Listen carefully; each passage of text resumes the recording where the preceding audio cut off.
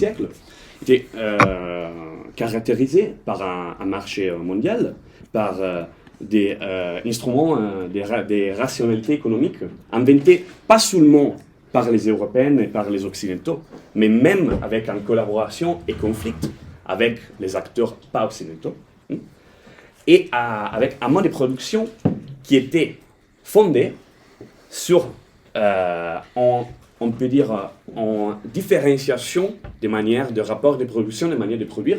Donc, un travail salarié, mais pas trop répandu, un travail forcé, esclavisé, un travail, on peut dire, autonome, et en innovation technologique pas mécanisée. Après, avec, on peut dire, la pression engendrée par la production des tissus de l'Inde, le Royaume-Uni, dans le 19e siècle, dans le 18e siècle, il a mené une politique protectionniste qui, pour option, de manière pas trop déterministe, a engendré une agentivité, une raison pour développer la mécanisation des processus productifs.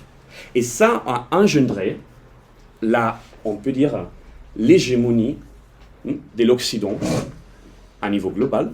Et donc, ça qui est changé du capitalisme historique au capitalisme moderne, c'est notamment le caractère de l'innovation technologique, que c'est une innovation technologique et une manière de produire que technologiquement, il est mécanisé.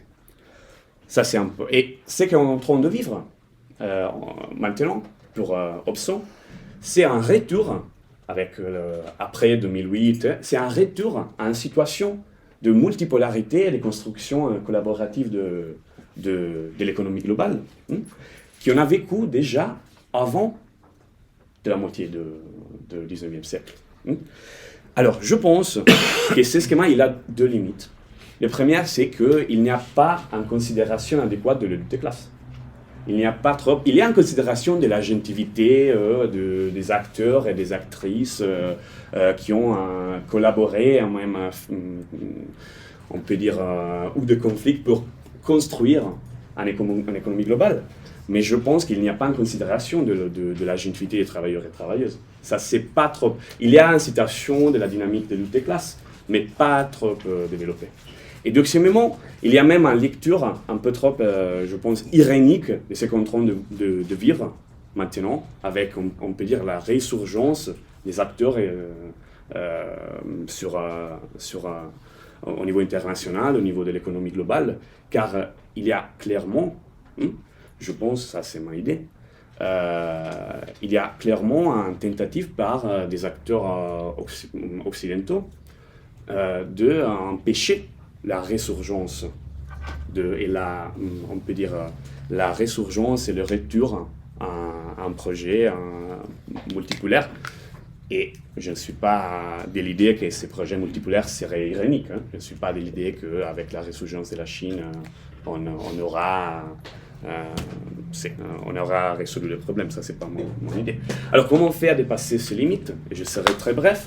Je pense qu'on peut aller avoir des travaux d'une chercheuse qui s'appelle Geneviève Lebaron, qui a fait beaucoup des études sur la permanence, par exemple, du travail forcé dans les chaînes de valeur à niveau global.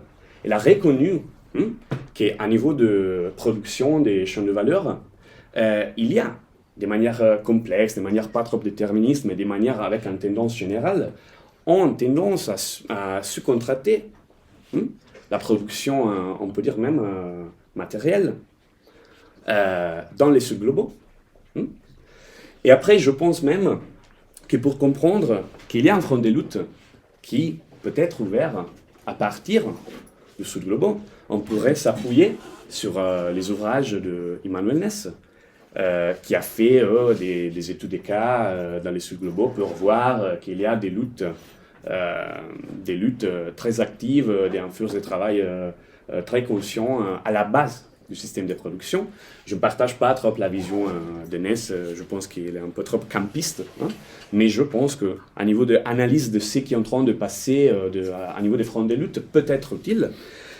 Et, alors, je vais terminer, j'ai seulement 2 minutes, donc j'irai très rapidement. Je pense même qu'il pourra dépasser le limite que je dis, on peut dire au début, de le peu d'analyse empirique sur l'enquête sur le terrain. On pourrait reprendre même une conception théorique de Negri Hardt, qui est clairement cette idée de Negri de l'optimisme révolutionnaire. C'est l'idée que tous les fronts d'élite, tous les fronts de lutte, au niveau des résistances au quotidien, des résistants qui, même s'ils ne sont pas des explosions révolutionnaires périodisantes, pourront être utiles pour comprendre comment ils marchent, comment ils se développent, les fronts de lutte. Donc j'ai souvent cité des passages que je trouve très très utiles pour comprendre ça. Et à la fin, je pense que pour dépasser ces limites théoriques, des méthodes de l'analyse empirique un peu déficitaires, on pourrait reprendre même le modèle de la co-recherche, de l'enquête ouvrière militante, et explicitement le modèle alquatien de la co-recherche, qu'on a cité beaucoup même ce matin, et voilà. Mais en globalisant ces modèles, en l'adaptant dans des contextes différents, et spécialement dans les contextes où on veut qu'il y ait des fronts de lutte ouverts. Donc j'étais vraiment frappé pour le concept de globalisabilité de la co-recherche que Alquati a développé tout à l'heure dans les années 90. Et je pense même, et ça c'est mon dernier point, que la méthode de l'enquête ouvrière et de la co-recherche avec les travailleurs et les travailleuses à niveau global pourrait être une manière de dépasser le problème de, on peut dire, la monopolisation de l'environnement global, digital, qui est monopolisé par les plateformes digitales. Je pense qu'on a beaucoup parlé de cette chose que on manque en perspective d'imaginaire pour comprendre comment on fait à mener la bataille sur les fronts digitaux, comment on fait à élaborer des instruments différents pour faire ça. Et je pense, dans les sillages de Gert Loving, qui a beaucoup raisonné sur ça, sur comment on fait à publiciser, décentraliser, même l'infrastructure matérielle, et pas seulement l'infrastructure matérielle, mais l'environnement digital, comment on fait à construire des choses différentes. Une chose, ça même, je ne sais pas comment, je ne suis pas ingénieur informatique, mais c'est sûrement une provocation, sûrement une question avec laquelle je veux terminer ce que je dois dire. Je pense que si on croise la méthode de la co-recherche et cette idée qu'on veut faire en co-recherche collective, continue, en utilisant les moyens digitaux, peut-être en perspective qui pourrait donner, je ne sais pas, des choses différentes pour théoriser et pour combattre ensemble la bataille.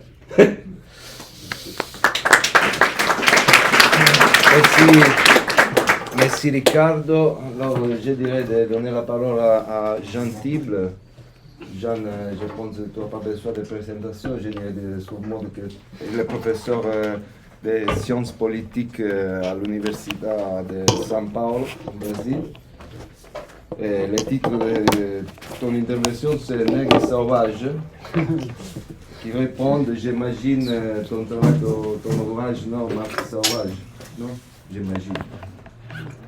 Et le deuxième qui sort aujourd'hui, et qui est dédié à Toni et à cette personne cette maître, qui m'ont formé, on peut dire ça en français. Oui, bien sûr.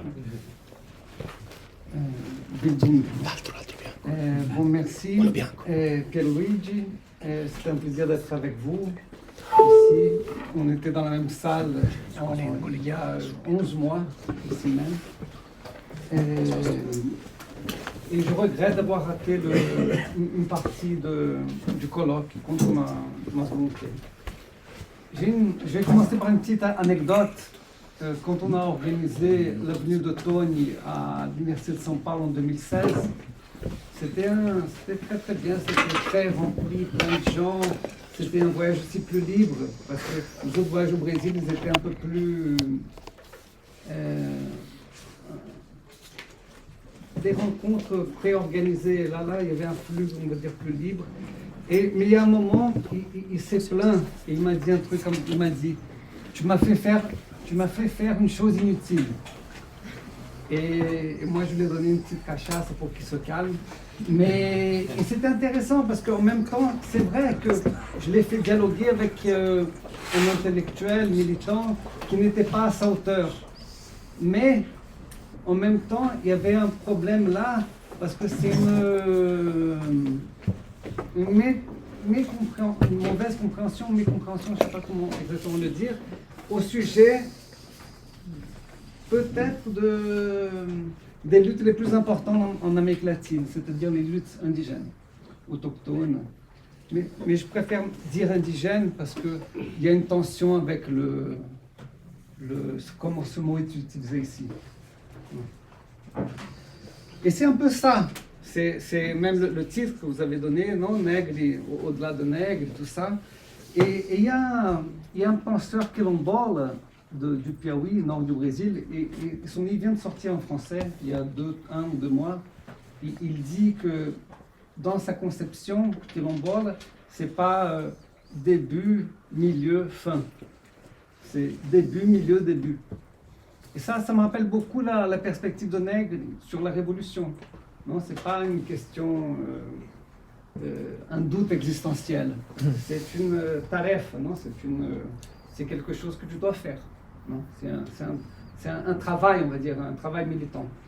Et si on prend l'enquête, la ricerca et tout, pour ma génération, à partir de mon regard particulier, le grand événement, c'est une réémergence de quelque chose qui a plusieurs siècles, bien sûr, des luttes indigènes.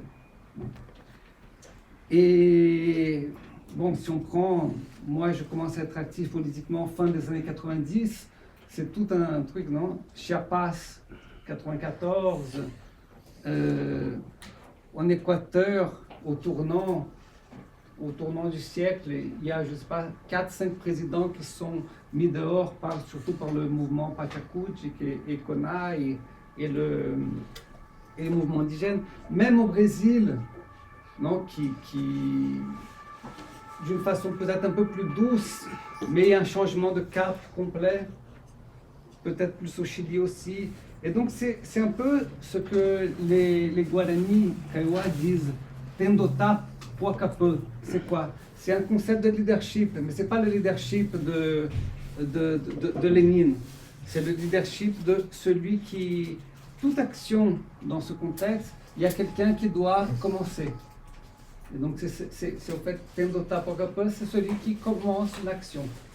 Et donc, d'une certaine façon, je pense qu'en pensant, je ne sais pas si Véronique va être d'accord, si on prend les luttes en Amérique latine, ou même dans les Amériques, parce que ça inclut les États-Unis et le Canada, qui tirent l'anticapitalisme, qui est une certaine, je vais dire le mot, mais en me corrigeant ensuite, qui est l'avant-garde, ou qui prend le plus au sérieux être contre le capitalisme, pas seulement un discours, parce que parfois même pas le discours est là, mais une pratique qui est la plus solide à la fin, de multiples formes, parce que seulement au Brésil, malgré tous les massacres, il y a 300 peuples différents. Et donc là je pense qu'il y a quelque chose de très intéressant à voir, parce que justement, comme Marx même, non, et Toni est dans cette lignée, il y a une obligation de se faire bousculer. Bien sûr, il y a plein d'affinités. Par exemple, un problème grave avec la propriété privée. Elle est totalement inconcevable dans plein de peuples et concepts. Bien sûr que l'avènement du capitalisme et de l'approfondissement au Brésil fait que des peuples deviennent en partie soumis aussi aux subjectivités capitalistes, bien sûr. Mais il y a un rejet qui est assez fort. Même si on prend étymologiquement, indigène, c'est celui qui appartient à la terre. Et donc c'est justement l'opposé de la propriété capitaliste. Non? Et même, le Brésil a comme 13-14% de son territoire est composé de terres indigènes. Ça, c'est une concession, quoi. C'est un truc pragmatique que les peuples autochtones eux-mêmes ont contre leur, on va dire, perspective politique adhéré. Ça veut dire d'avoir une terre qui a une surface définie. Et aussi, je pense qu'il y a un truc intéressant à développer avec toute une discussion dans cette période Hardt-Negri, avec et aussi tout ce collectif a fait, où le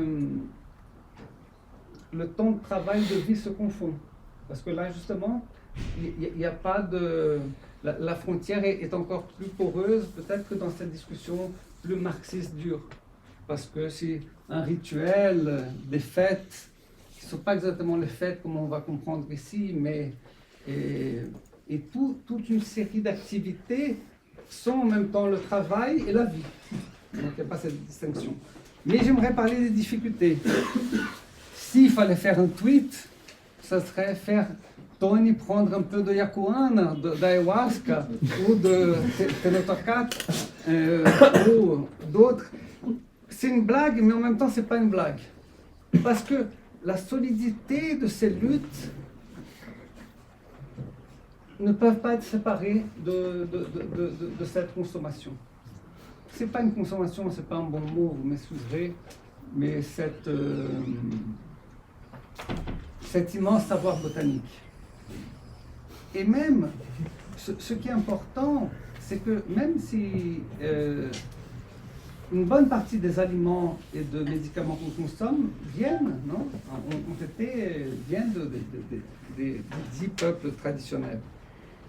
Mais en même temps, il y a aussi une clé qui peut faire un dialogue intéressant, c'est l'idée que si on pense l'agriculture indigène, amérindienne, elle n'est pas le fait ni d'agriculteurs, ni de cultivateurs, mais si de collectionneurs. Ça veut dire que la pomme de terre, si vous allez au Pérou, c'est ridicule, ce qu'on a ici ou même au Brésil, parce que c'est une monoculture.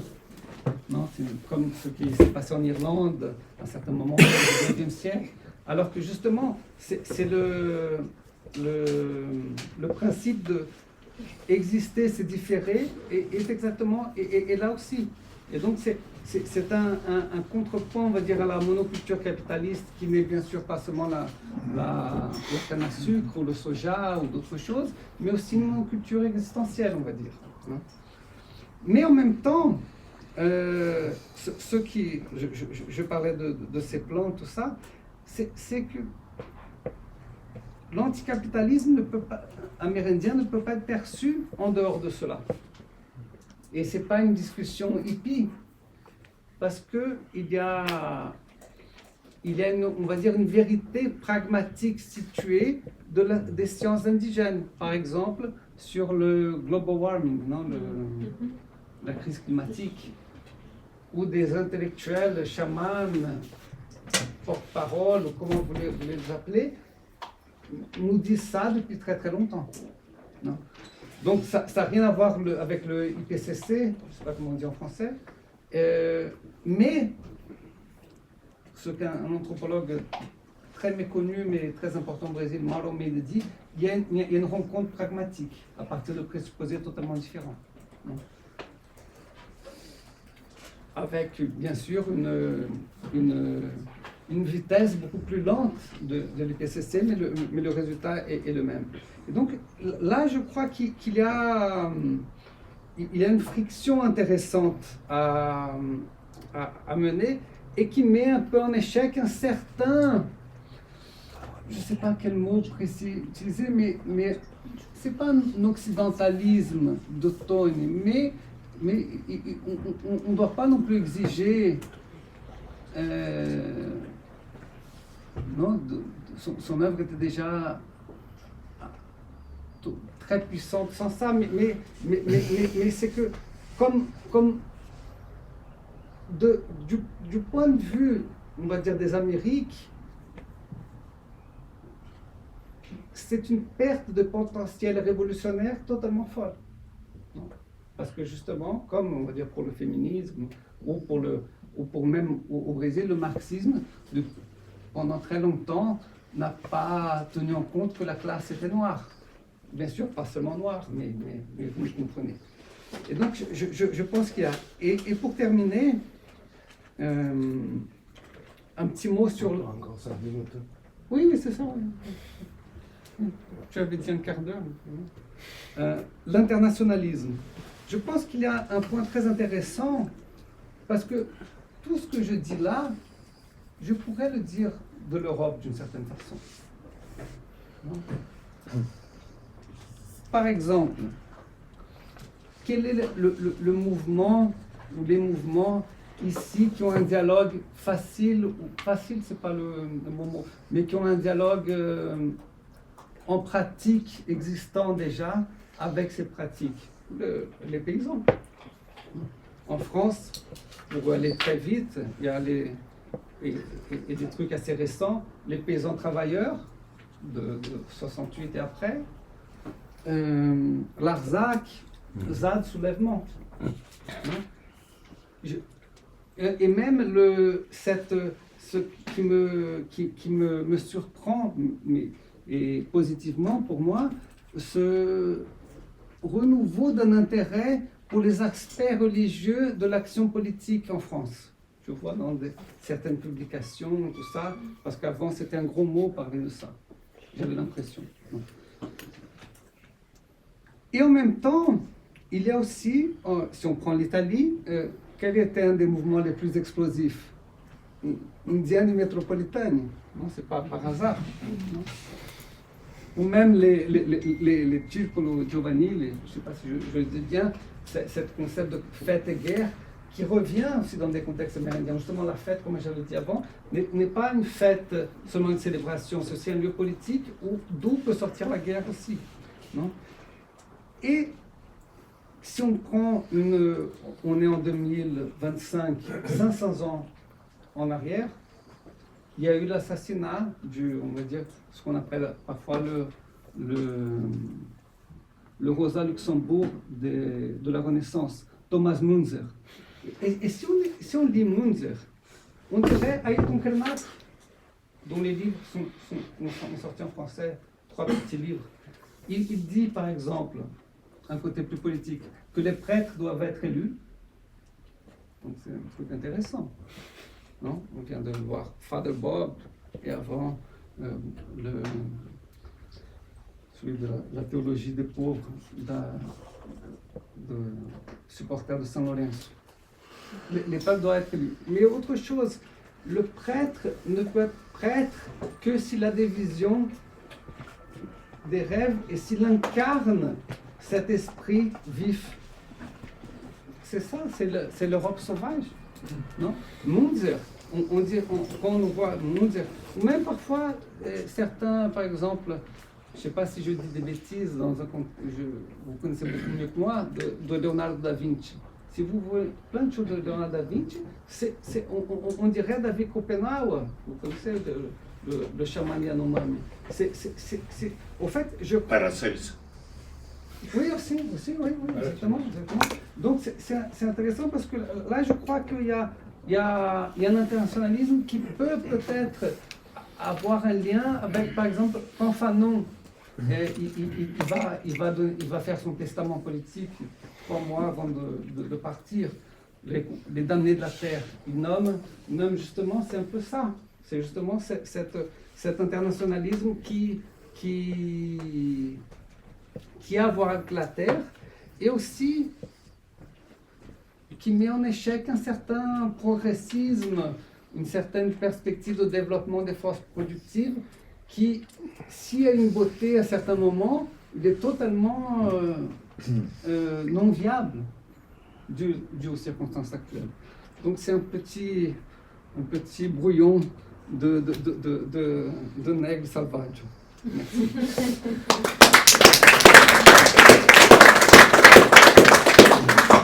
Merci Jean. Merci Jean. Alors c'est le moment de donner la parole à Pablo Miguez. Pablo, il est économiste.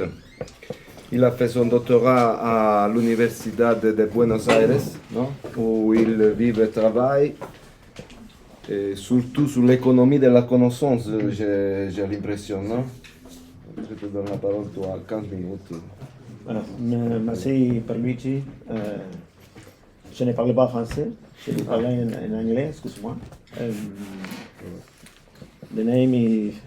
The word is Negri, the state form, and neo-developmentalism, Latin America reading. Negri, la forma Estado, y neodesarrollismo, lecturas latinoamericanas. Well, we know Negri was a specialist in the theory of law and the state debate. He researched since the 70s, raised the question of the nature of the capitalist state in Europe, include Miliband, Poulanzas, Hirsch, in contexts as different like United Kingdom, France, and Germany, based on Italian experience, but taking Marx and the lines opened by Pasciucanis on the theory of law. Negri approached the question of the state as that was of the state form in the context of what Negri calls the crisis of the planned state, like Sandro remembered us yesterday. The state is not only understood from the Keynesian intervention, the state must become an economic structure in itself, establish itself as an immanent force and organize the process directly. In 90s, Negri began to outline the elements of his theory of the empire. As we know, this implied that capital internalized the outside. The state and capital coincide with the final concretion of the world market, now in the 20th century. National state was a singular organization of the limits, which capital always tend to surpass, like Sandro ever said. But it's clear that the regime of high wages and welfare state was only partially implemented. But it operates as an ideological carrot to guarantee consensus around its desirability, especially in periphery. This happened in Latin America in the 50s and the 70s with the industrialization, but by substitution of import, the easy. Negri approach to Latin America reality in the early 2 miles put Negri in contact not only with the process of the so-called Latin America left, the governments of Chavez, Lula in Brazil, Evo Morales in Bolivia, or Kirchner in Argentina, but also with the social and political process of the 20th century in Latin America. However, his sympathy with the post-neoliberal process and the good reception of his work in Latin America doesn't ignore that Latin America theorization on the subject of underdevelopment had a strong history, probably a history not about the nature of the state, more probably about what's a role assigned to the state, an instrumental role, by the way, but probably against, in contrast with Negri, Coco expectatives, or Hardt and Toni expectative about optimism about the process. When start this history, I put the 50 or 70 years. We have two two debates important in Latin America. It's a schematic presentation about Latin American structuralism. It's not French structuralism. And dependency theory. We have some theorics like Previs, Furtado, María Concepción Tavares, or Gunder Frank, Faleto, Teotonio dos Santos, Rui Mauro Marini, and Fernando Enrique Cardoso, Vania Bambirra. The central idea are these, no? The center-periphery asymmetry, the idea low capital density in the periphery, structural heterogeneity, and we have a proposed industrializing by the states. Dependency theory is different. They speak about the development of underdevelopment, the idea, the affinity with the idea of unequal exchange, like Samir Amin or Chiri Manuel, and the proposal is in between socialism and disconnection. And after the dictaduras of the 70s, we have a transformation of both. The neo-structuralism is abandoned partially the center-periphery schema. They thought about the macroeconomic equilibrium, balance, more than development. They proposed build state capacity, proposed alternative to neoliberal policies, and the new theory of dependence take the line of one of them, of the Marini line, and were supported by the world system theory in many aspects. They proposed a rejection of the foreign debt and that they identified like new mechanism of dependence. If we continue with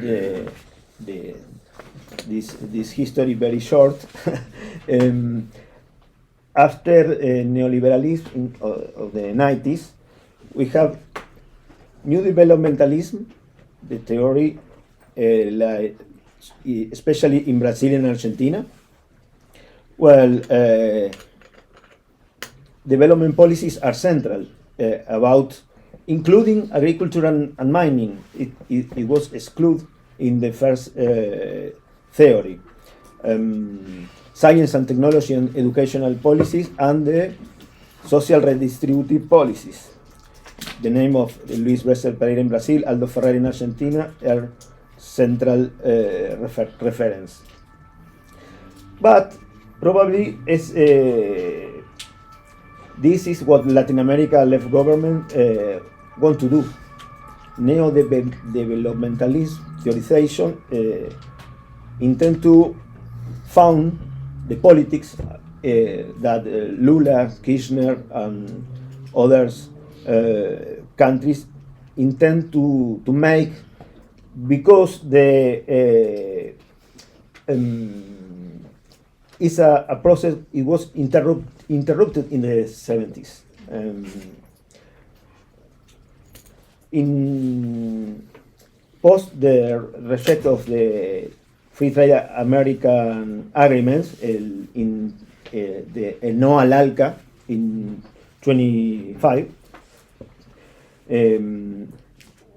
Latin America process revealed a rejection of the institution of global capital. It appeared as an extension of the struggles of the anti-globalization movements. Argentina left the EMF aside. Latin America rejected the North American Free Trade Agreement, and the public policies of the Latin American state show attention to movement proposals, like social policies like Bolsa Familia in Brazil, quota policy for racial minorities, redistributive policies, and all of them contrast with the austerity policy in Europe. In Latin America, Negri work was read as the recognition of the global character of capital, but at the same time, it was believed that the correct attitude for our society was to build a welfare state, to finish the developed process. It was an unfinished project interrupted by fascist violence with military dictaturas, and this process could be restarted in 21 cycle after the failure of neoliberalism. We have a contrast between the exhaustive character of this model for European post-Fordist capitalism, but still possible and desirable in South America. The EASY project exists since the 50s and was abandoned in the 70s, but in other regions of the global south it was different. In Asia, for example, the way out of underdevelopment had nothing to do with this model of EASY. In 26, Negri writes with Coco the book Global Biopower and Struggles in a Globalized Latin America. They said in the periphery close to the West, in fact, about Brazil, Argentina, and Mexico, they want to establish a position on the way which a struggle could take place in the global south, in the face of the empire. According to Negri and Coco, the process led by Chávez, Lula, Kirchner, were not only a national project, but the expression of a multiple movement. The challenge of Latin America governments should to reinvent institutions beyond the state, to build the institution of the commons, to productively take on the issues of urban space and service that would ensure common dimensions, an open relationship between movements and governance. The new governments and movements were faced with a challenge to build the institution of the common. But just as the moment, in the same moment, and in many of these countries, advanced a neo-development model. Between 24 and 2010 were the years of the highest economic growth, based on the called consenso de las commodities, or commodity consensus, the export of natural resource to China, leaving aside the expansion of an industry, which was seen the potential source of absorption of informal labor in the metropolis. In the rhetoric of leftist governments appeared the neo-developmentalist pretension of establishing a peripheral for this, when it was exhausted in the center. But there was something else in the proposal. There was still room for industrialization, a process never realized in Latin America.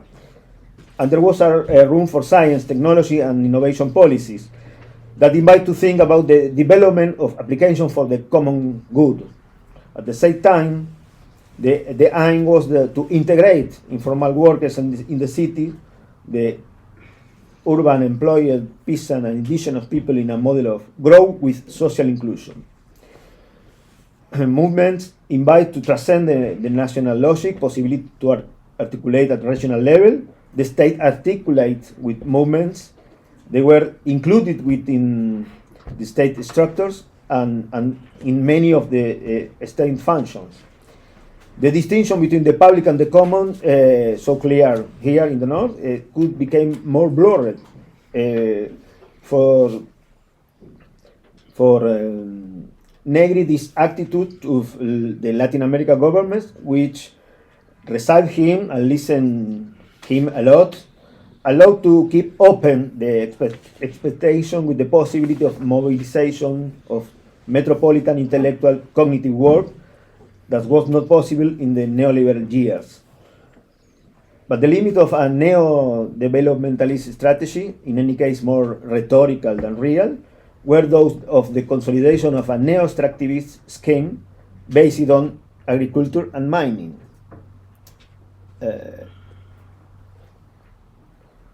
We have the idea of neo-extractivism about the natural resource exploitation and the social policy linked to this resource. And Latin America model became high dependent of the research derived from the export of primary goods to China, soybeans in the case of Argentina and Paraguay, oil in the case of Brazil, Ecuador, and Colombia, copper in the case of Chile.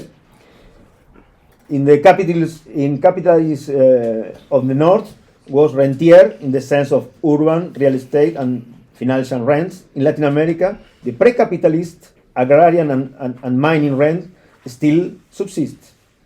The resource for social policy depend on this insertion in the global economy. Additionally, in political terms, Latin America tradition showed deep national popular logics and was only not simple to move to multitudinary dynamics.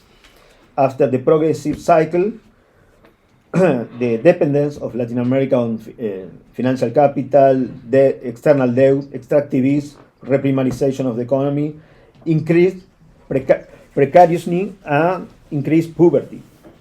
With the rise of Trump, the idea of empire was once again being questioned,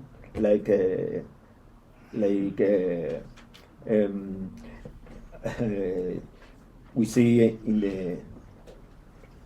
in the presentation 1 hour ago, and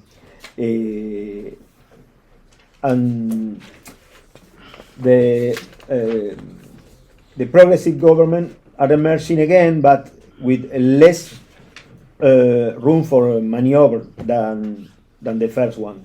Boric in Chile, Petro in Colombia, Orsi in Uruguay, Sheinbaum in Mexico. On the occasion of the 20 years of empire, Hardt and Negri said in 2020 that the diagnostic was still valid. Globalization was not going back.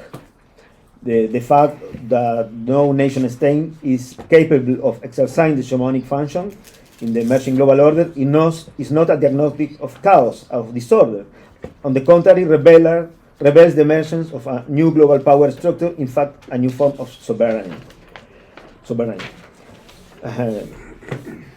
Then came the pandemic, the Ukraine war, the invasion of Gaza, new triumph of Trump, globalization crisis. We don't know. Protectionist macabre things, we know that. Neo-fascists, we are trying to think about it together with Negri and beyond Negri, as this seminar invite us to think. Thank you very much, and salut Toni. Wonderful. Alors, on va s'organiser rapidement pour la dernière intervention. C'est Maria Rosaria Lessa Rocha, c'est correct la prononce. Rocha. Désolé. Alors, Maria Rosaria, elle est juriste. Elle a fait son doctorat en sciences sociales à l'Université de Buenos Aires. Non, je me trompe avec à l'Université Cattolica de Rio de Janeiro, où il travaille. Aujourd'hui, elle travaille de recherche surtout autour des thématiques de l'histoire du mouvement de contestation du contre-pouvoir populaire et des mouvements révolutionnaires. Ça marche la connexion? Oui. Ok. Alors, Maria, do you hear us? Yeah? Yes. Okay, so it's your turn. Thank you for joining the conversation. Thank you. Merci beaucoup. Je parlerai en anglais. Pardon, je ne parle pas le français très bien. Alors, je ferai ma présentation en anglais. The objective of this brief presentation is to recall the relationship of Antonio Negri with Brazil and with Latin America more broadly. I tried to do a sort of timeline of Negri's view of Latin America. I have sought to gather selections of his writings and views given by Negri at different moments, and to trace in some of this work the critical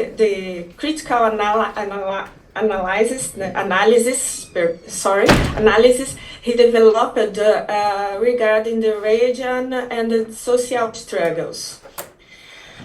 In 2002, in an interview published in Du Retour, while reflecting on travel and discovery, Negri stated, "I've become a little lazier, but there are still regions in the world that I do not know, or that have undergone so many transformations that I no longer recognize them.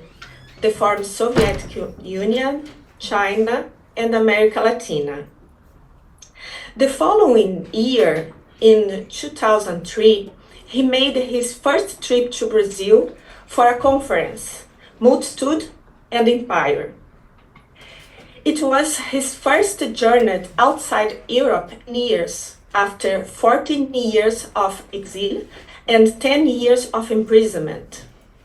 At the time, in an interview published in Folha São Paulo, when asked about his opinion on the Lula government, he responded, "I cannot enter the internal political debate in Brazil. I'm not well informed. From an international standpoint, however, Lula and Brazilian foreign policy have become very important." All may speculated that this lack of familiarity was only partial. It was reasonable to assume that Brazil and Latin America were topics of conversation between Toni and Felix. He were close friends. In 1982, Guattari traveled to Brazil for a series of lectures. On this occasion, he engaged not only with intellectuals, but also, and most important, with social movements, met with Lula, and interacted with members of Workers' Party. In a debate hosted by Workers' Party branch in São Paulo, Guattari articulated what he considered to be, at this moment, social experiment. He stated, "I'm not saying that Workers' Party is the ultimate marvel or marvelous solution, or that Lula is a reincarnation of Jesus or Buddha. I know there are many problems, particularly regarding the articulation of minorities with a somewhat traditional conception of organization. Nevertheless, I believe there is something genuinely new happen, a significant social experiment within the Workers' Party." Whether or not he was previously familiar with the issue, after 2003, Negri not ceased to investigate the context of social and political struggles in Brazil and Latin America. Between 2004 about biopower and struggles in globalized Latin America, which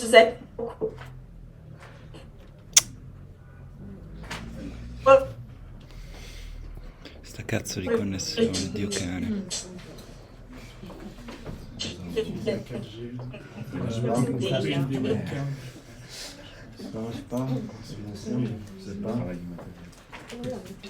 Désolé. Che succede? È saltata la connessione. Metti un po' qua. Perché c'è un wifi che funziona di merda. Ma abbiamo il cavo. Mettere un cavo? Non abbiamo l'ingresso. Ci vuole l'adattatore. Non abbiamo l'ingresso. Ma... Prova sul mio in 4G. Désolé pour le problème technique. On va trouver une solution rapidement.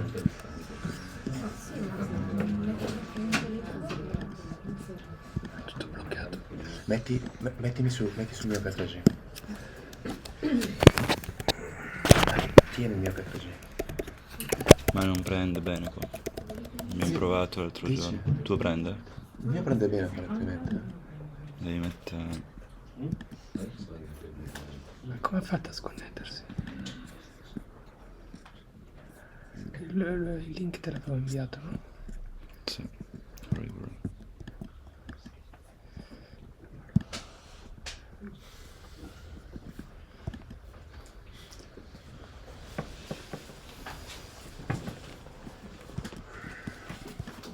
Recording in progress. Attacca il video. Ça marche? Perché? Ça marche pas? Je pense que c'est sa connexion. Non so. C'est possible que ça soit sa connexion aussi. C'est rouge là, oui. Ah, sinon on va commencer. C'est la connexion de Maria Cecilia qui ne marche pas. Attention. Yes. Can you hear us? Yeah? Yes. Okay. Global. Okay. Global. The book.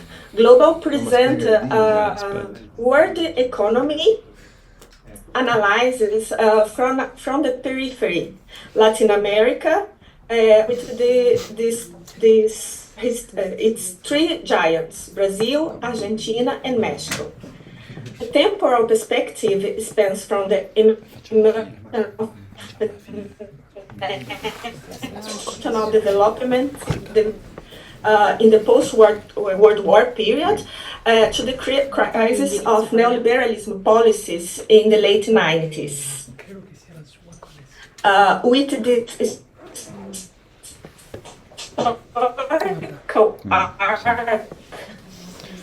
Maria, I'm sorry to interrupt, but you have a really bad connection.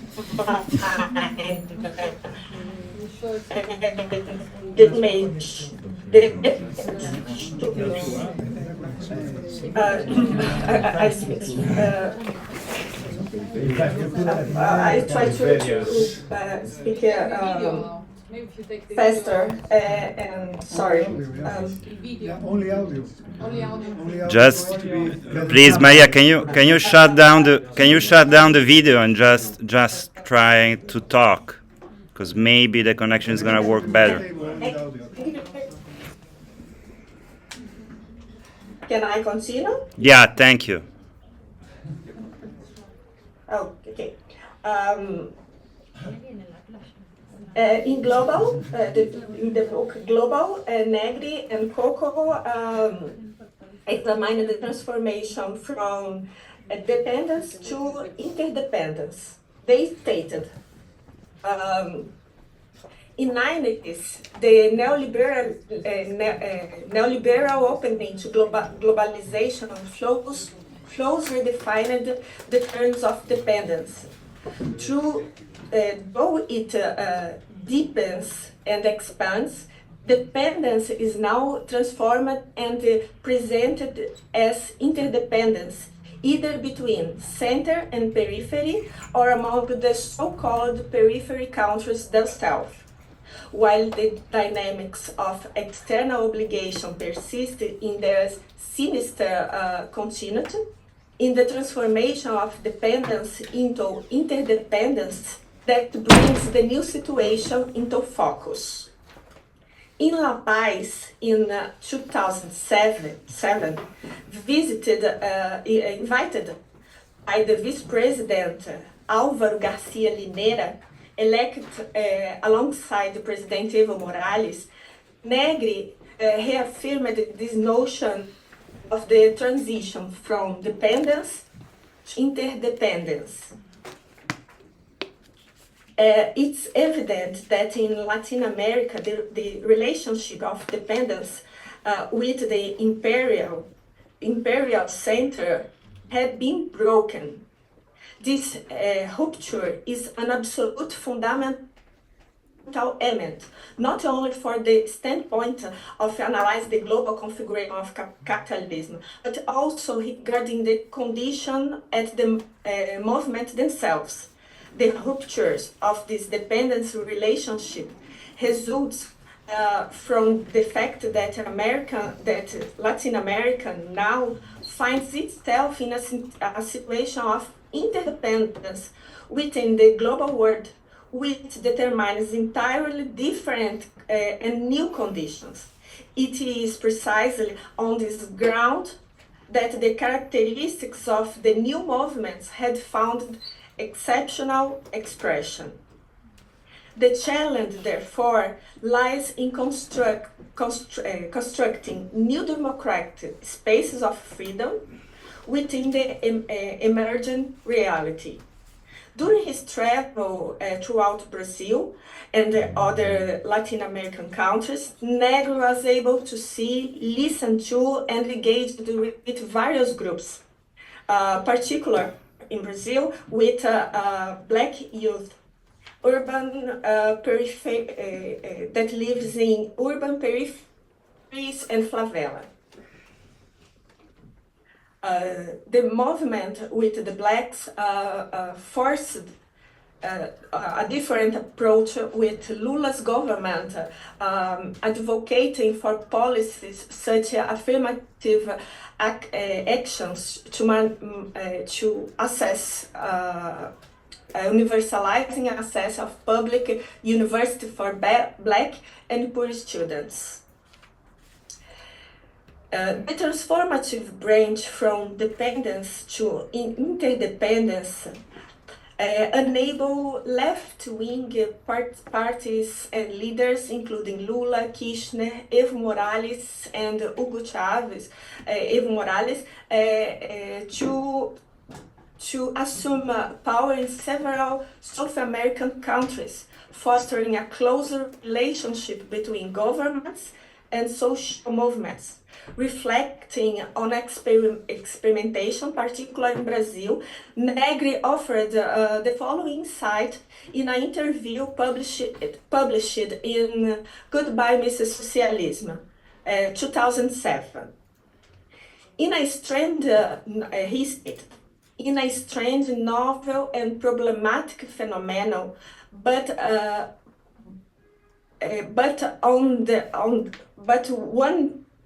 one that inspired much hope.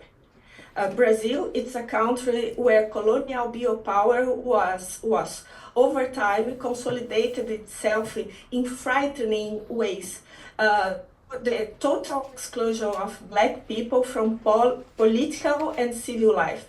It's a country that, like all of Latin America, was undergone crisis, phases of expansion, episodes of repression, and dictatorships. But it's also a country where the first episode of works struggles in the 70s were marked by the emergence of a political party that managed to link four fundamental elements. An extremely well-organized working class, autonomously organized, not in the form of the Soviets, an agricultural proletariat striving for autonomy, intellectuals committed to policy development and public education, and a class of relatively free and dynamic entrepreneur. The founding of the Workers' Party marked a radical rupture that disrupted the country's traditional power structure.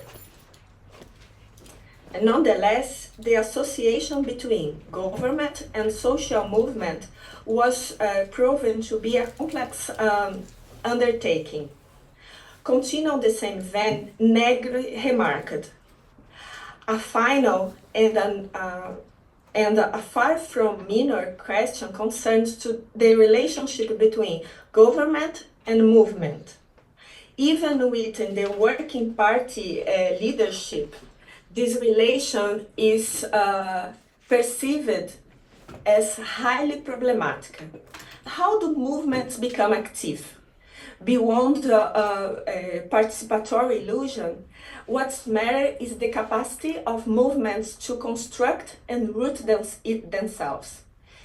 I do not dismiss the issue of participation, but it must be understood within mass solutions and approached with appropriate methods.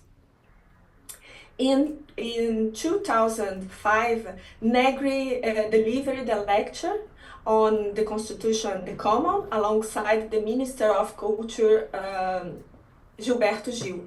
At the time, Gil served in Lula's first administration and played a central role in debates surrounding Creative Commons and copyright reform. He was an outspoken advocate of free software.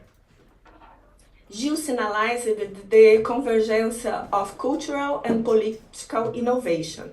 In Brazil, in Rio de Janeiro, Negri not only gave interviews and participated in seminar in law department of PUC Rio, a university traditional attempted by the local elite, but also visited Maré Center of Studies and Solidarity Actions located in Maré Complex, a conglomerate of neighborhoods, poor neighborhoods and favelas.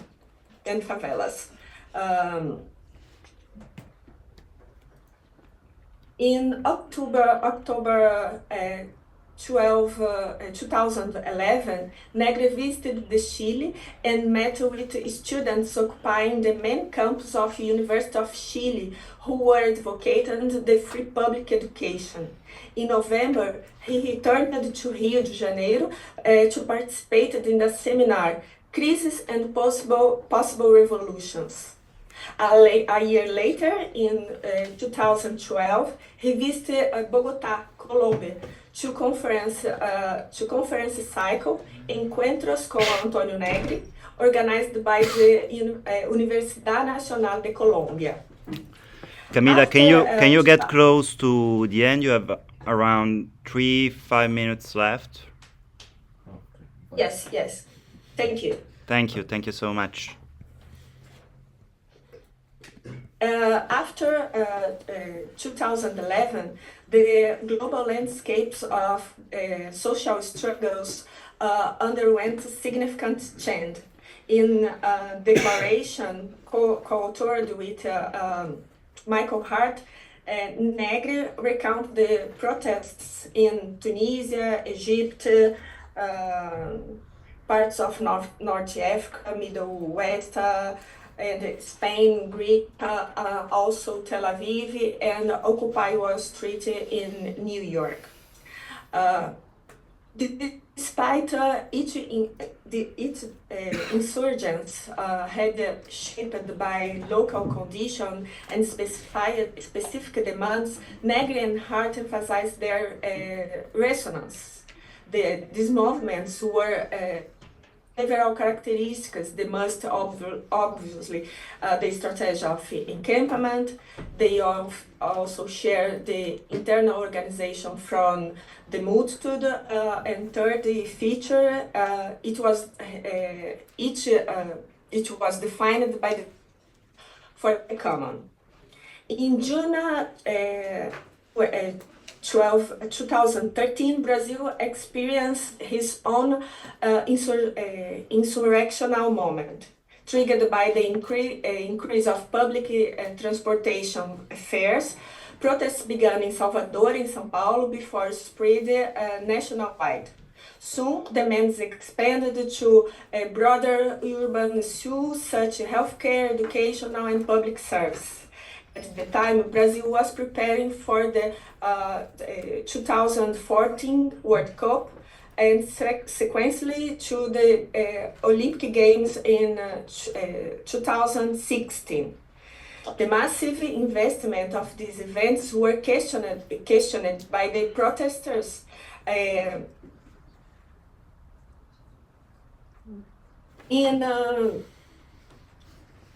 Antonio Negri closely followed the transformations unfolding in Brazil. He participated in seminar at the end of 2016. He made another work trip to the country. He participated in the seminar on which in the University of São Paulo with philosopher Marilena Chauí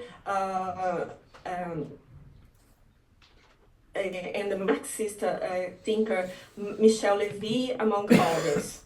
During this visit, Negri also visited the former president Luiz Inácio Lula da Silva and Fernando Haddad, that then serving as Minister of Finance. At the time, Dilma Rousseff was just being ousted from the president through a controversial impeachment process. Engaged in the political debate, Negri firmly highlighted the increasing distance between Works' Party and social movement, especially after the 2013 protests, which were met with harsh policial repression.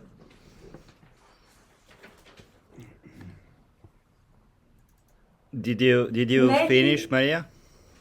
Yes, the last passage. Great, thank you. Negri exited the stage of social and political struggles in December 16, 2023. In a kind of farewell letter, which circulated in Portuguese through Jacobin magazine, Brazil returned to his memory. He stated, when, no long ago, a horrendous fascist figure rose to the presidency of a great country, Brazil, some young friends asked, what can we do? How can we resist? My reply to them was, do not be afraid. That is the essential condition for building a broad and effective resistance. Among the many lessons left by Antonio Negri, this is undoubtedly one of the most valuable.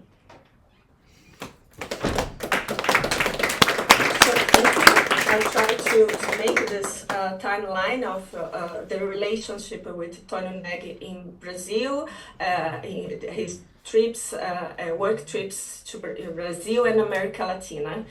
That's all. Thanks. Thank you so much for this contribution, and I think we can open the floor. Merci vraiment à tous et à toutes. On va ouvrir alors la discussion. Je dirais d'essayer de terminer au maximum à 6 heures. À 6 heures. Donc nous avons 20 minutes au maximum, hein, pour poser des questions, pour répondre. Comme ça, on essaie de récupérer un peu de retard. On essaie, c'est une proposition. C'est après, on dit, la salle a besoin de prendre un peu plus de temps. C'est pas moi toute seule qui décide. Alors, si vous avez questions, suggestions, demandes, en anglais ou en français, c'est pareil. Oui, en fait, pour Jean. Allez. Français, c'est bien. Oui. En fait, quand tu mentionnes cette question d'une autre pensée, une autre forme de pensée politique, de certaine manière, la relation des indigènes et le concept qui appartient à la terre, il y a toute une changement de axe. À mon avis, ce qui arrive, c'est que normalement, tous les types de mouvements et de contestations que ont mis en place en Amérique latine après les années 70 ou 60 ont été transformés en objets. C'est-à-dire, c'est le type de lutte qui a été fait après le tiers-mondisme, l'expérience globaliste après. Mais par contre, ce n'est pas placé dans les lieux de sujet. C'est-à-dire, il y a un type de sujet qui se construit, et je vais poser ça entre guillemets, et précisément une question là-bas. Est-ce qu'on essaie de construire un type de sujet différent? Par exemple, je pense au Kusikai, qui est l'idée de Chiche, et d'un côté, dans Gamaliel Churata aussi, il y a une autre idée de perception politique. Est-ce que tu penses, à ton avis, ta position, c'est qu'en Amérique latine, et ça c'est possible de construire une autre manière de sujet, ou par contre, oublier les sujets politiques comme forme de, on a parlé de représentation et de certaines manières d'interface politique, par exemple, en Amérique latine, ça pourrait être super évident. Et une autre question pour Paul, en fait, quand tu parles des changements qu'il y a après la question de toutes les dictatures militaires des années 160, et c'est intéressant, pendant ces années, l'Amérique latine était protagoniste de la troisième voie, en fait, la tercera via. Sí, sí. You prefer English? Yes, speak English. Español. Español, English. Español, ya bueno, te la pregunto español después. Dale. ¿Cuál crees que es el rol de los países en la tercera vía? Porque fue realmente protagonista y abrió toda una línea teórica, en el caso peruano, el asunto de Velasco, por ejemplo, que es un gobierno particular. In English, what I ask is like the third no, way. anche in italiano ormai. Troppo difficile. No, in English it's basically the third way that, you know, in Cold War, in Latin America, there were many governments that made a bet for the third way, like in the middle, and there was a theoretical elaboration, so, what, no, how is it? And for all the participants, and I finish with this, I'm sorry. Yeah, it's like there was this idea, cette idée très enracinée dans tous les mouvements après la guerre d'Algérie. Il y a eu un mouvement tiers-mondiste énorme. Et l'idée était pour le tiers-mondisme que la guerre d'Algérie d'un côté, et France et tout, et après la révolution cubaine, c'est les deux lighthouses, les deux phares, que mettre en lumière toute la bague révolutionnaire socialiste qui transformera les mondes. Bien sûr, ça n'arrivait pas. Après, il y a tout un cycle qui finit avec la guerre de Vietnam, de déception un peu totale. La guerre de Vietnam, c'est particulière, bien sûr. Mais après, l'idée de tiers-mondisme était abandonnée, bien sûr. Il y avait un eurocentrisme très, très marqué. Et après, ça commence à être récupéré, la notion de Suds. La notion de Suds global, c'est un autre débat, mais je la trouve déjà très problématique dans ce sens, parce que je ressens une sorte de résurrection de cet esprit tiers-mondiste. On exporte un type de révolution. Donc, par rapport à ça, est-ce que comme on peut ne tomber pas dans la même piège de ce type d'héritage de l'héritage? Merci, merci. D'autres questions?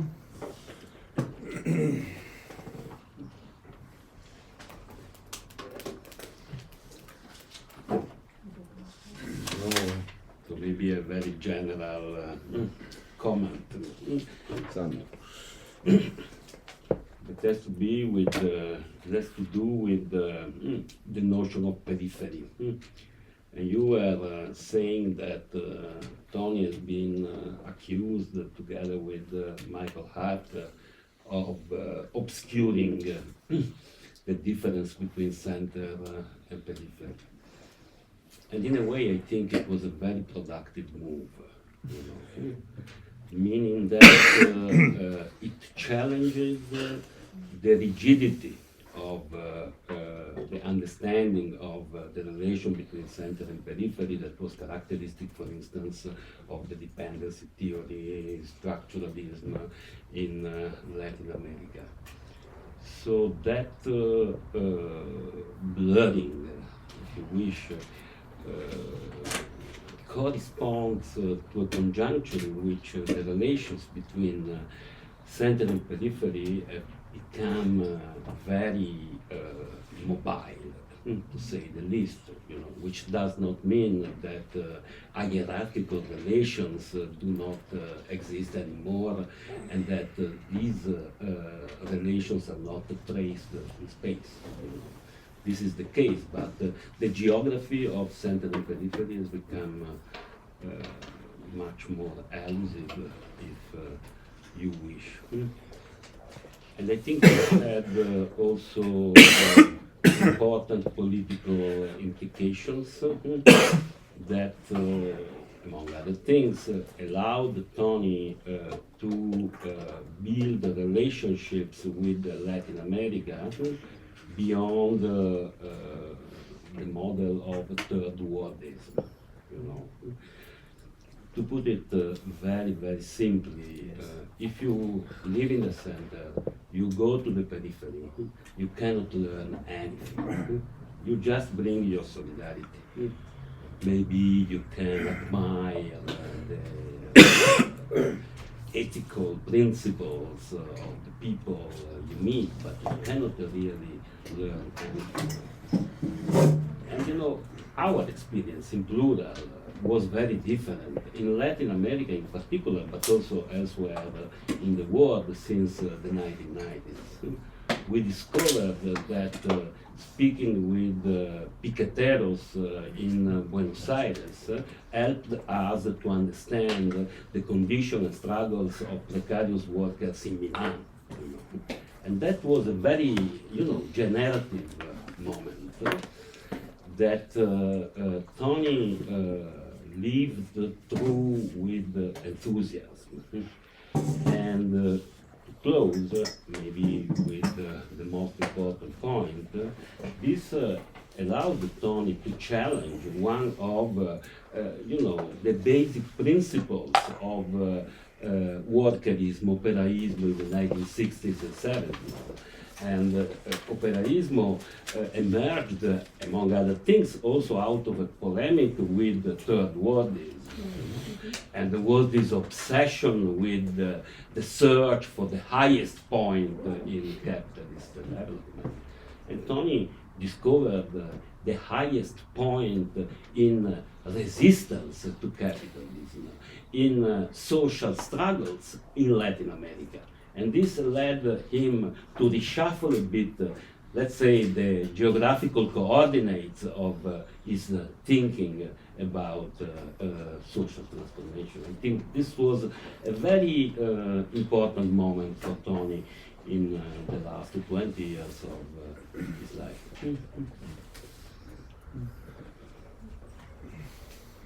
Raoul, tu m'as demandé la parole? Non. Non. Ah, qualche autre, sinon... Ma une petite question. Est-ce que Marx, il aurait aimé être sauvage? Non. Non. Tu peux argumenter. Je dirais de donner la parole alors à... Et après, j'en ai... à Jeanne. Après, Je commence? Ouais. C'est là. Tu voulais en faire une autre? Non. Non, je vais écouter avec beaucoup d'attention votre intervention. Après, à un certain moment, je me suis un petit peu perdu. Bon, il y a tous ces parties sur le protectionnisme, sur la manière dont l'Angleterre a construit sa suprématie industrielle, tout d'abord sur une suprématie commerciale qui a reposé sur la désindustrialisation forcée des landes. Et en effet, vous avez parlé de protectionnisme, mais c'était bien plus d'un protectionnisme, car comme le rappelle un célèbre économiste indien qui s'appelle Singh, disons, les Anglais avaient même recouru à la méthode de couper tout simplement le pouls, disons, de la main des tisserands, disons, anglais. Mais après, je n'ai pas compris la conclusion que vous en tirez. Et je voudrais vous réentendre, disons, sur cela. Est-ce que la voie, disons, d'une émancipation passerait aujourd'hui par un protectionnisme renversé, Et l'autre question que je voudrais vous poser est, avec disons, toutes ces limites et toutes ces contradictions aussi, la grande difficulté que moi j'ai à la définir. Je ne sais pas si la Chine c'est un capitalisme d'État ou, comme eux ils l'affirment, un socialisme de marché. Il est en tout cas clair que la Chine elle est parvenue à contourner certaines des contradictions entre développement des forces productives d'une économie de la connaissance et capitalisme cognitif. La propriété intellectuelle est très faiblement utilisée. Contrairement à ce qui se passe en Europe, dans lequel on assiste à des politiques de privatisation. Tu dois couper? Mais c'est chaque fois que je parle, maintenant. Nous avons 10 minutes parce qu'à 6 heures, nous sommes obligés à terminer la session. Ouais, donc qu'est-ce que vous pensez de la Chine? Désolé, Carlo, désolé tous. Alors, je dirais de donner la parole avant à Jean, après Pablo, Riccardo, et ça termine avec Maria Cecilia Rocha. Désolé. Voilà. Comment tu t'appelles? Alberto. Merci Alberto, Carlo e Sandro.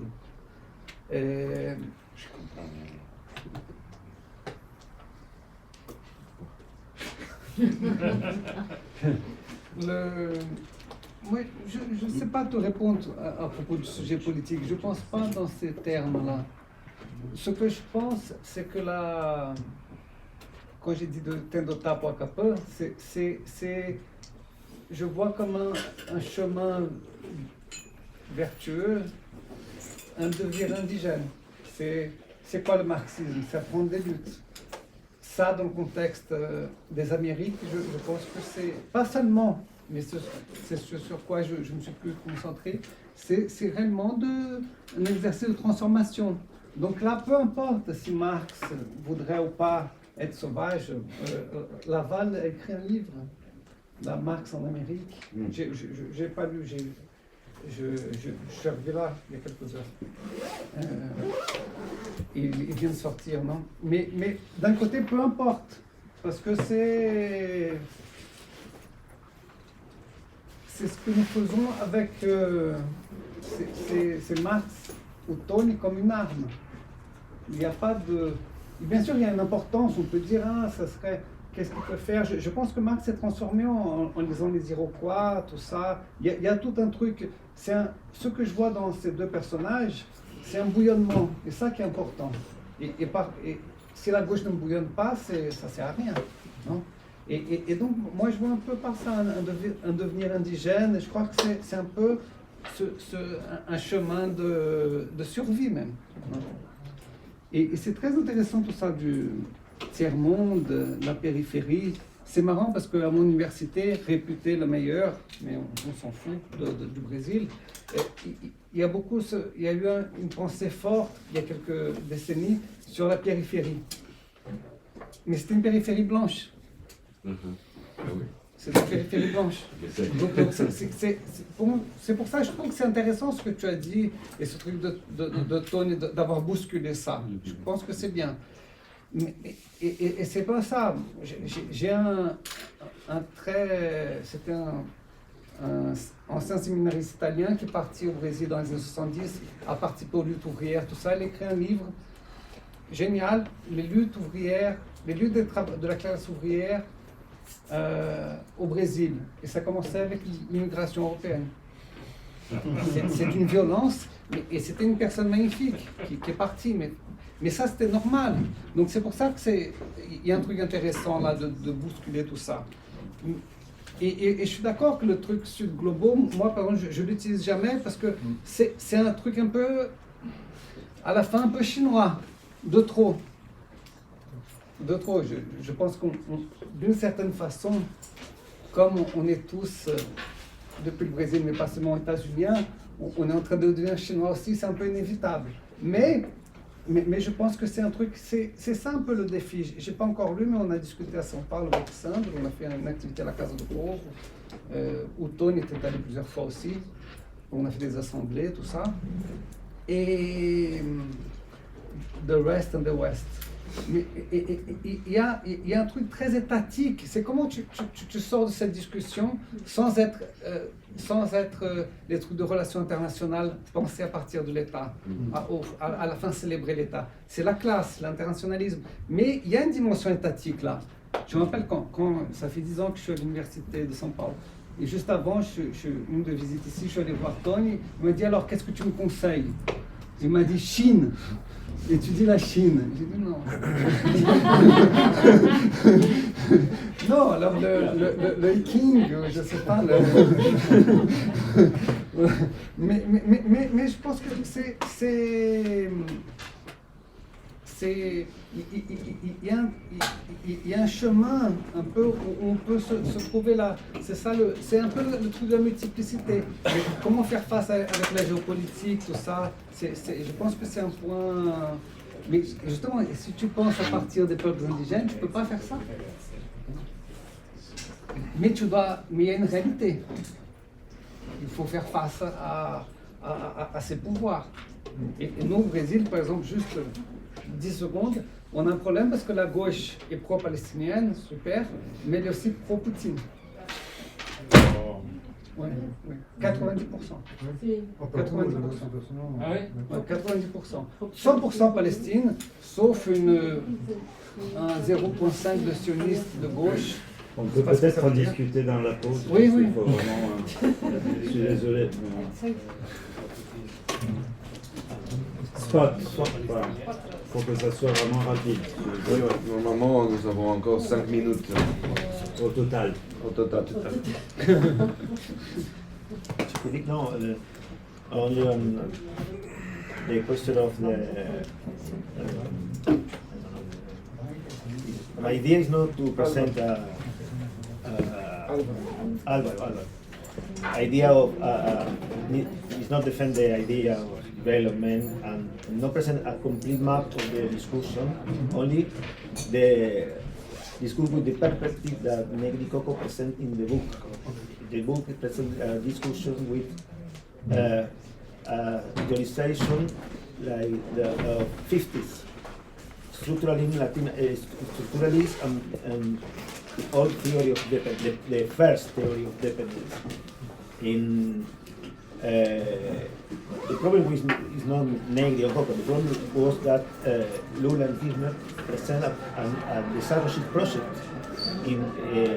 explicitly, and is in contrast that the idea of Toni about the development in the when Toni came in Latin America, obviously that they know that. But they have a great expectation about the articulated movements, and in first 5-6 years it was possible. But then the neo-developed project advanced, and it's impossible to say it's not doesn't exist the development policies. We can. My idea is not polemize with the comprehension of Toni about the periphery or Latin America. It's a discussion about the perspective that they take and discuss with them, but there are a lot of different perspectives, very more sophisticated than the idea that they discuss about, for example, different way out or types of policies for undeveloped countries. It's a discussion very high in Latin America, and well, it's difficult to present in English the complexity, but I thought that with the book was very circulated a lot, and it's not to not makes justice with the debate about development. just not but defend the idea. I don't agree with the idea of development, but the ideas of development that discuss is simplified as the first debate. Only this aspect is the discussion. Et très très rapidement, non, je pense qu'il y a clairement peut-être une connexion implicite entre le concept de tiers-monde et des sous-globaux et on peut dire une conception trop étatique de la division. Je tends à raisonner plutôt en utilisant les prismes des chaînes de valoir. C'est ça que j'utilise. Je suis plutôt thingian dans mon interprétation, mais un peu plus systématique.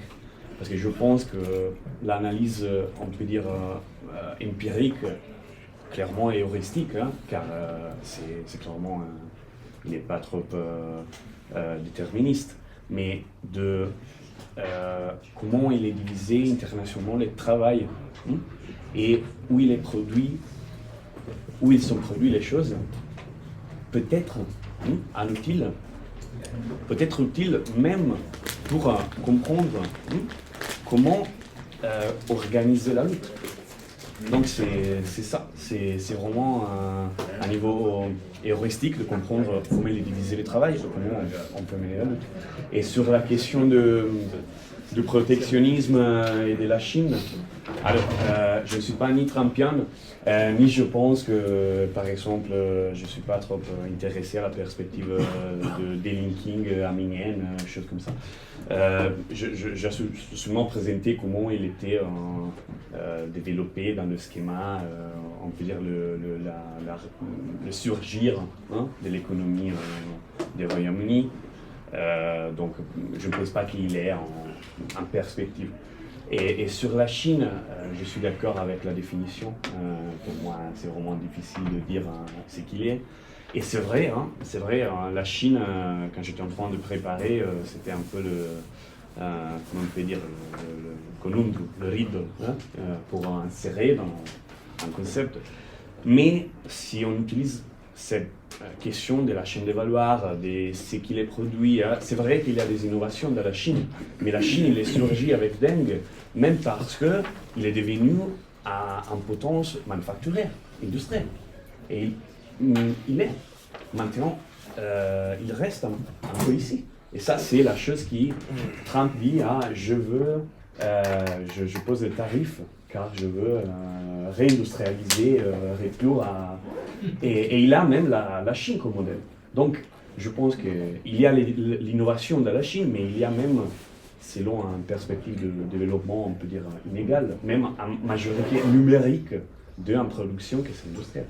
Donc, c'est ça ce que je dis. Merci. On va donner la parole alors pour terminer cette panel à Maria Cecilia Lessa, tu es là? Ok. Je voudrais juste vous remercier pour votre patience de m'écouter, même à distance avec une mauvaise connexion. Merci. Merci à toi. Thank you so much. Thank you for your contribution. We stay in touch for everything. Thank you again and sorry for the bad organization. Things happen. Thank you. Bye. Bye. Mancavano due parole. Io poi. Alle 4 deve iniziare l'altro parte. Sei tu che hai chiesto se c'era ancora domanda. Io l'ho fatto prima per farti le cose formali che ti fanno sperando che nessuno risponda. E vabbè. C'est ça s'appelle c'est просто en italien parce qu'en français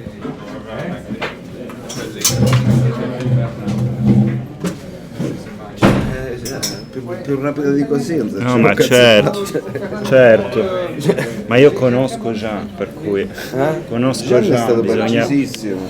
Gian ha parlato 15 minuti, ma proprio... No, nella risposta lo conosco. Nella risposta lo conosco.